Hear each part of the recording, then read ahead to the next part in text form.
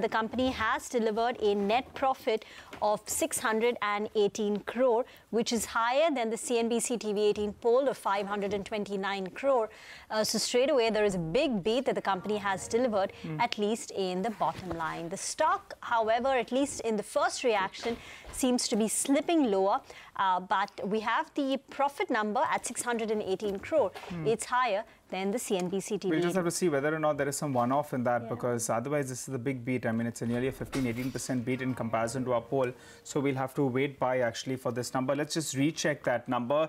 It is 618 crore, which compares with 347 crore. Calculate the growth rates, but the absolute number actually is lower than what the street was estimating. 14,775 crores compared to 13,000. It's about an 11% growth seen in terms of the top line. The top line. Okay, so 11% is the, 11.04%, 21% was the expectation. So the growth rates have definitely slowed down on the top line. And, you know, we need to find out what the breakup is, because as I was saying earlier in my link as well, in the SMR business could be a pressure point for them, because last time as well, the growth rates for SMR had slowed down. SMR in Q4 had fallen 3.3% on a year-on-year basis.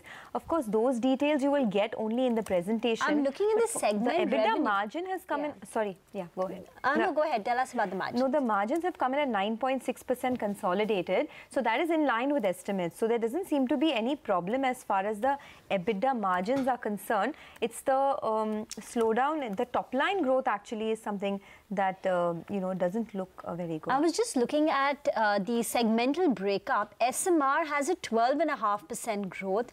It's the SMP growth which appears to be on the lower side. So SMP has seen a growth of close to about 5.2% on a year-on-year basis. Okay. And while the standalone Motherson Sumi growth this time around has come in at close to about 5%. So SMR seems okay, double-digit growth, but SMP and the standalone business has seen just about a 5% revenue growth. Okay, so yes, I do have the breakup actually. So 2,004 crores is the standalone business revenues. That compares to 1910 crores same time last year.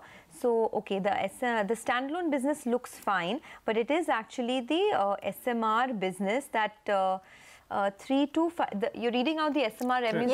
3257. 3257. So that's about a 12.5% growth. That's SMR. SMP is a 5%, while the Motherson Sumi standalone is also approximately a 5% growth. Okay, I think it's the standalone business actually that has slowed down, you know, because 21% year-on-year was the revenue growth expected for the standalone business. It's coming at just a 5% growth this time around, 2,004 crores. So maybe that's where the pressure is really coming in from. 1,910 crores, that's actually a 4.9% growth. It's actually the lowest that we've seen in the last many quarters, because about 15 to 20% is the standalone revenue growth that we've seen for the last many quarters for Motherson Sumi. So that's where the little bit of a disappointment has come in from as well. The SMP business, 6,404 crores is the revenue for the SMP business, and that compares to about 6,086 crores. Yeah, that's about 5%, but that's fine because the SMP business has been sort of in that growth trajectory itself for a while. Okay, so just for the benefit of our viewers, the company's top line growth of 11% is lower than street expectations. The street expectations were for about a 20% growth, and the miss appears to be in the standalone Motherson Sumi business, where the growth has only been close to about 5%. The other overseas subsidiaries, SMP as well as SMR, SMR has seen a 12.5% growth, while SMP is 5%, but in line with expectations. That said, I think you said margins are in line largely with expectations. Let me just come in on this one. You know, I'm just going through the notes, and they're saying in point number 4 that effective April 1st, the company has, you know, adopted the new way of accounting, and they're talking about revenue from contracts with customers with a modified retrospective approach.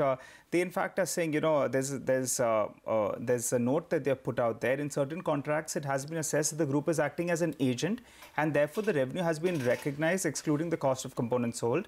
The change in presentation has resulted in decrease in gross sales by around 1,543 crores, or it does not have an impact on the profit before tax. So I think we'll just keep an eye out on this particular note as well, because you know, if you go by the numbers, though the numbers are looking more or less stable, the top line, there's a big miss over there. So they're saying the change in presentation has resulted in a decrease in gross sales by 79 crores.